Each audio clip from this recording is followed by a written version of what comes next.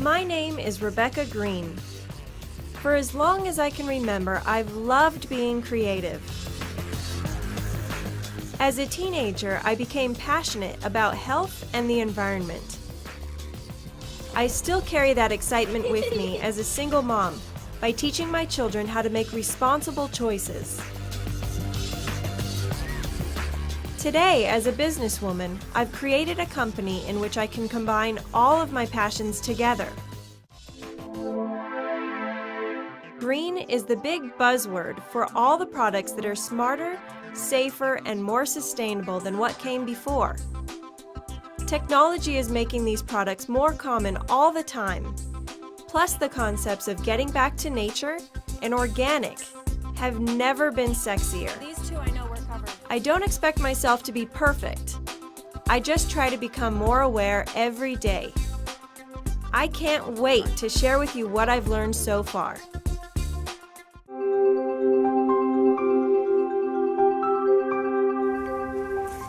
A couple of years ago, I found this great little organic nursery right in the heart of Albuquerque. I'm definitely going to use them for the plants that we have in our permaculture landscape design. It's totally pesticide-free and 100% organic, and they even have their front office built out of rammed earth. It immediately feels like 10 or 15 degrees cooler in here, and they don't have any air conditioning system.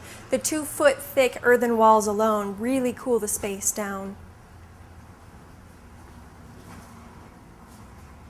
There's something about earthen spaces that just feel like it's two arms wrapping themselves around you. It feels so comfortable and cozy. It's also very sensual. It makes you want to reach out and touch these materials. This is a lot like what we'll have in our house. I'm probably going to get creative and use the walls as art accent pieces. I'm going to have lots of color, and on one particular one in the living room, I'm going to use it like it's a sunset. I'm going to have yellow coming in from the top as it mixes with red in the bottom. I saw this in the factory at American Clay Company, and once I saw it, I knew I had to replicate that for my house. And my goodness, would I love to have a mosaic like this. That's something else. Oh, this is fantastic. This is a cob oven. My aunt actually built her entire house out of cob. It's like using clay to make a pot from scratch. So the entire thing is clay without any mortar joints in between. It's one solid mass.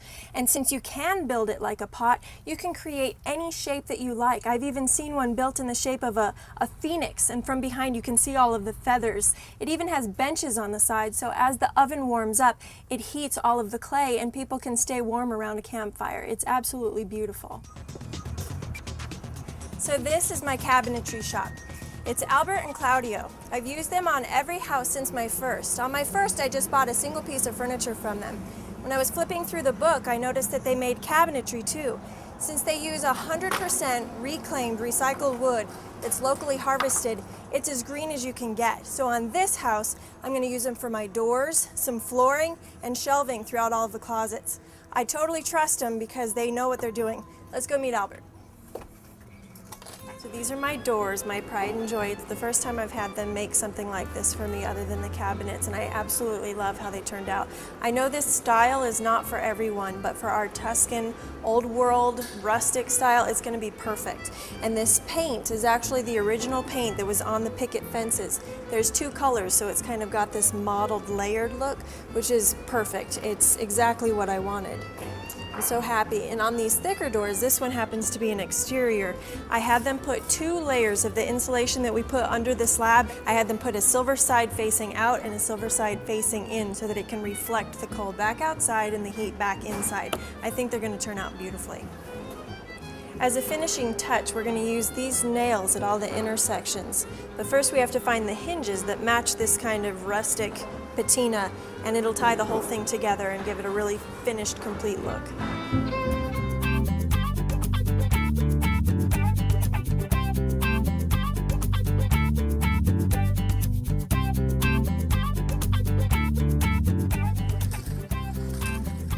I'm going to go run and grab the kids so we can push their hands in the concrete before it dries.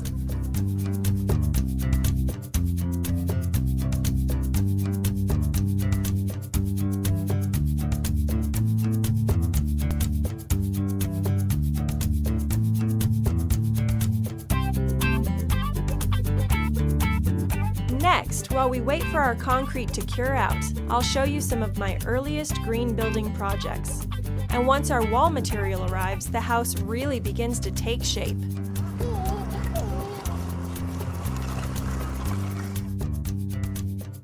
Now that the house is really taking shape, I want to give you a tour. We'll start in the entryway. It's a little bigger than I expected when I drew it out on paper, but that's nice. It's kind of a grand feeling when people enter. And in this area, I'm going to have this beautiful hand-painted fresco. I've got pictures that I found on the internet. It's like a window with an arched top and green shutter doors that would open out onto a beautiful old Tuscan vineyard landscape. It's going to be gorgeous. I found this fantastic fresco painter at one of the trade shows recently, and she's going to be great. By next week, we should have the stairs in, and I can't wait to go up. There's nothing like seeing your second-story views for the first time. From the kitchen right over there, there will be a beautiful door entering into this really large pantry.